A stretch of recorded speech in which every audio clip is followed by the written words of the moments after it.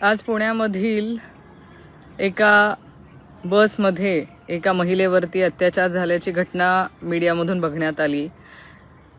अनेक ठिकाणी महाराष्ट्रात अशा घटना घडता आहेत आणि खरं हे आता राज्य सरकारचं अपयश आपल्याला म्हणावं लागेल की महाराष्ट्रातल्या महिला ह्या सुरक्षित नाहीत।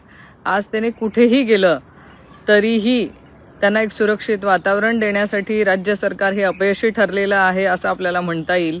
कारण वारंवार अनेक ठिकाणी महिलांवरच्या अत्याचाराच्या घटना समोर येत आहेत आणि त्यांना सुरक्षित वातावरण देण्यासाठी सरकार कुठेतरी अपयशी ठरतंय असं आपल्याला म्हणता येईल। कारण इथे पुण्यासारख्या ठिकाणी जिथे वर्दळीचं ठिकाण आहे, जिथे गर्दी आहे, अशा एका बस स्टँडमध्ये एका बसमध्ये एका महिलेवरती अत्याचार होतो आणि आजूबाजूला कुणाच्याही लक्षात येऊ नये त्यावेळेस पोलीस यंत्रणा कुठे होती, त्या बस डेपोमधली सगळे अधिकारी कुठे होते, सगळे कर्मचारी कुठे होते की त्यांचं लक्ष नव्हतं।